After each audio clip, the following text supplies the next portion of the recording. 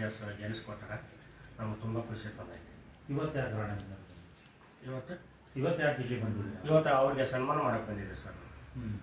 ನಮ್ಮ ಕೇಸ್ ಗೆಲ್ಲಿ ಕೊಟ್ಟರೆ ಅದಕ್ಕೆ ಸನ್ಮಾನ ಮಾಡಕ್ಕೆ ಬಂದಿದ್ವಿ ನಾಗರಾಜ್ ಸರ್. ಮತ್ತು ಏನು ನಮ್ಗೆ ಭಾಳ ಖುಷಿಯಾಗಿದೆ ಸರ್. ನಮ್ಮ ಕೇಸು ಸೋಲ್ಬೇಕಂತಂದು ಇತ್ತು ನಮ್ಗೆ. ಸರ್ ನಮ್ಮ ಧೈರ್ಯ ತುಂಬಿ ನಾನು ನಿಲ್ಲಿಸ್ಕೊಡ್ತೀನಿ, ಏನು ಮಾಡ್ಕೊಡ್ತೀನಿ, ನೀವೇನು ಯಾರು ಧೈರ್ಯ ಕೊಟ್ಟರು ಅವ್ರ ತಕ್ಕಂಗೆ ನಮ್ಗೆ ನ್ಯಾಯ ಸಿಕ್ಕಿದೆ ಸರ್. ಯಾರ ಮೇಲೆ ಕೇಸ್ ಹಾಕಿದ್ರು? ನಮ್ಮ ಅವ್ರ ಮೇಲೆ, ನಮ್ಮ ಅಕ್ಕನ ಮೇಲೆ.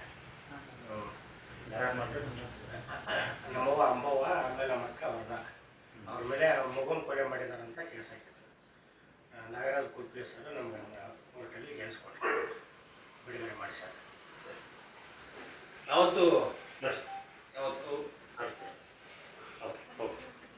ಯಾವತ್ತು ಕನ್ನಡ ನಾಡಿನ ಜನರಲ್ಲಿ ನಾಗರಾಜ್ ಕುಟ್ಲಿಯ ನಮಸ್ಕಾರಗಳು.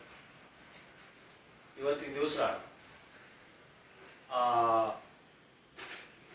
ಇಡಿಯಾಪುರ, ಇದು ದುರ್ಗ ತಾಲೂಕು, ಕೊಪ್ಪಳ ಜಿಲ್ಲೆ. ಆ ಇಡಿಯಾಪುರದಲ್ಲಿ ಒಂದು 21/3/2018 ಒಂದು ಮಗುನಿವರು ಮರ್ಡರ್ ಮಾಡಿದ್ದಾರೆ ಅಂತ ಹೇಳಿ ಕೇಸ್ ಹಾಕಿದ್ರು. ಅದನ್ನು ಮುಚ್ಚಿಟ್ಟಿದ್ದಾರೆ, ಹಾಗೆ ಕೊಲೆ ಮಾಡಿ ಅನ್ನೋ ಒಂದು ಕೇಸ್ ಇತ್ತು. ಅದರಲ್ಲಿ ಸುಮಾರು 22ನೇ ಇಸ್ವಿಯಲ್ಲಿ ನನ್ನ ಹತ್ರ ಬಂದರು. 4 ವರ್ಷ ಆಲ್ರೆಡಿ 4 ವರ್ಷ ಇವರು ಜೈಲಿನಾಗಿದ್ದಾರೆ.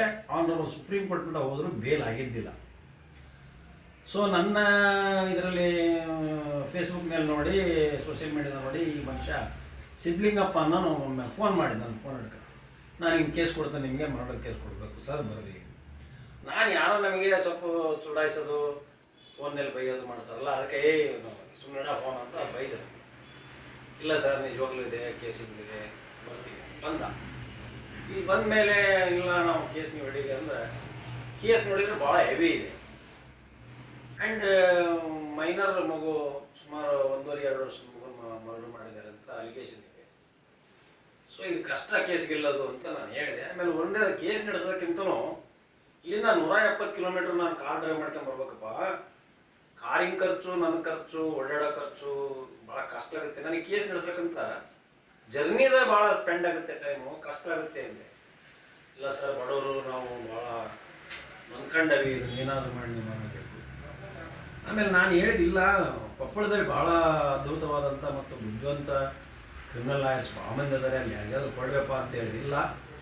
ನಮ್ಗೆ ಯಾಕೆ ನಿಮ್ಮ ಮೇಲೆ ಭಾಳ ನಂಬಿಕೆ ಇದೆ. ಯಾರೋ ಒಬ್ಬರು ಸ್ವಾಮಿಯರು ಹೇಳಿದ್ರಂತೆ, ಯಾರೋ ಒಬ್ಬ ಸ್ವಾಮಿಗಳು ವೃಶ್ಚಿಕ ರಾಶಿಯವರು ನಾಗರಾಜನ ಕೊಡ್ರಿ, ಆ ಕೇಸ್ ಗೆಲ್ತೈತೆ ಅಂತ ಸ್ವಾಮಿಯರನ್ನೇ ಹೇಳಿದ್ರಂತೆ. ಅವ್ರ ನಂಬಿಕೆ ಅದು, ನನಗೆ ಗೊತ್ತಿಲ್ಲ, ನಾವ್ಯಾವ ಇವನ್ನೆಲ್ಲ ನಂಬೋದಿಲ್ಲ.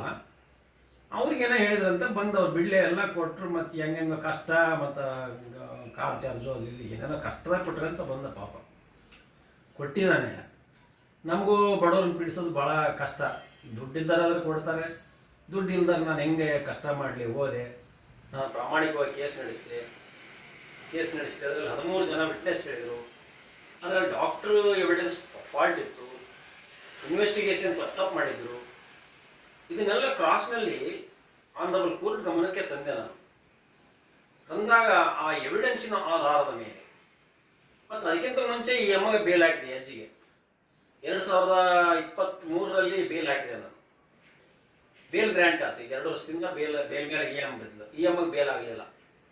ಇ ಎಮ್ ಸುಮಾರು 2018ರಿಂದ ಮೊನ್ನೆ ಆಗಸ್ಟ್ 29ರವರೆಗೂ ಈ ಅಮ್ಮ ಜೈಲಿನಲ್ಲಿದ್ದಾರೆ. ಆಗಸ್ಟ್ ಅಲ್ಲ, September 29.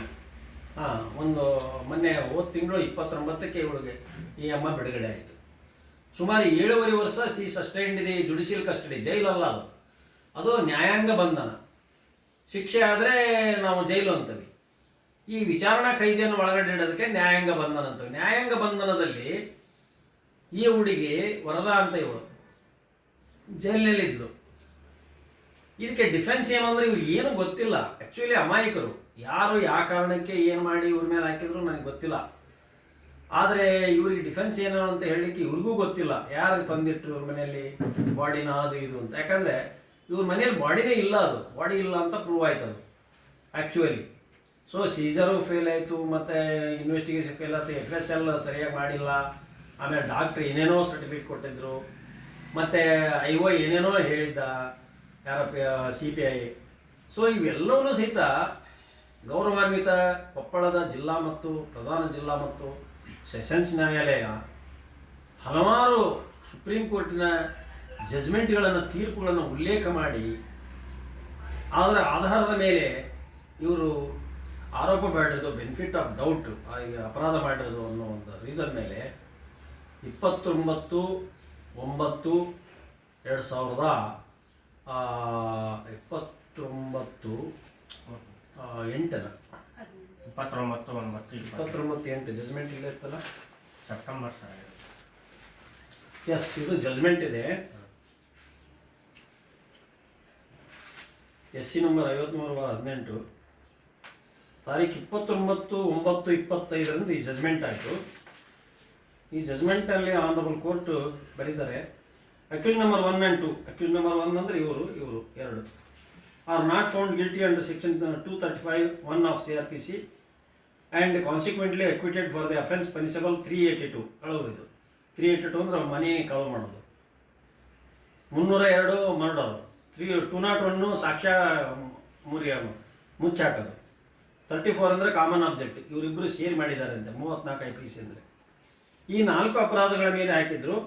Accuse number 2 is in judicial custody, is order to be released forthwith if she is not required in any other case. ಈ ಅಮ್ಮ ಯಾವುದೇ ಕೇಸ್ನಲ್ಲಿ ಬೇಕಾಗಿಲ್ಲ ಅಂದರೆ ಇವ್ರನ್ನ ಬಿಡುಗಡೆ ಇಮಿಡಿಯೇಟ್ ಮಾಡಿರಿ ಅಂತ ಆದೇಶ ಮಾಡಿದ್ರು. Bail bond accuse number 1 and her surety cancelled. MO 1 to 3 are order to be returned CW1 Sidlingappa after appeal period. ಇದು ಅಪೀಲ್ ಪೀರಿಯಡ್ ಆದಮೇಲೆ ಅವು ಏನೇನೋ ಮೆಟೀರಿಯಲ್ ಅವ್ರಿಗೆ ಕೊಡ್ರಿ. Since the value shall be destroyed after appeal period is over. Accuse number 1 and 2 shall execute bonds sum of ₹50,000 each with 1 surety like sum to the satisfaction of the court. ಇದು ಯಾಕೆಂದರೆ ಇದು 437A ಕೆಳಗೆ ನಾವು ಒಂದು ಸೂರಿಟಿಯನ್ನು ಕೊಡಬೇಕಾಗ್ತದೆ. ಸೂರಿಟಿ ತೊಗೊಂಡ್ರು, ಸೊ ಇವ್ರನ್ನ ಬಿಡುಗಡೆ ಮಾಡಿದರು. ಸೊ ಅವತ್ತಿನ ದಿವಸ ನನಗೆ ನಂಬಿಕೆ ಇದ್ದಿಲ್ಲ. ಆ್ಯಕ್ಚುಲಿ ಇಂಥ ಕೇಸು ಭಾಳ ಇದು 13 ಜನ ಸಾಕ್ಷಿ ಹೇಳಿದರು. ಸೊ ಎಲ್ಲರನ್ನೂ ನಾನು ಭಯಂಕರವಾದ ಕಾಂಟೆಸ್ಟಾಗಿ ನಾನು ಕ್ರಾಸ್ ಮಾಡಿದ್ದೆ. ನಾನು ಆ್ಯಕ್ಚುಲಿ ಪ್ರಾಸಿಕ್ಯೂಟ್ರನ್ನ ಭೇಟಿಯಾಗಿಲ್ಲ, ಯಾವ ವಿಟ್ನೆಸ್ಗಳಿಗೆ ಆಮಿಷ ಒಡ್ಲಿಲ್ಲ. ಇದು ಕಾಂಟೆಸ್ಟ್ ಕೇಸು. ಕೆಲವೊಂದು ಕಾಂಪ್ರಮೈಸ್ ಮಾಡ್ಕೊಂಡು ಕೇಸನ್ನು ಏನಾರು ಮಾಡ್ಕೊಂತಿರ್ತಾರೆ ಲೀಡರ್ ಲೆವೆಲ್ನಾಗ. ಬಟ್ ನಾನು ನಡೆಸಿದ ಕೇಸ್ನಲ್ಲಿ ನನ್ನ ಯಾವಾಗಲೂ ಕಾಂಟೆಸ್ಟ್ ಇರ್ತವೆ.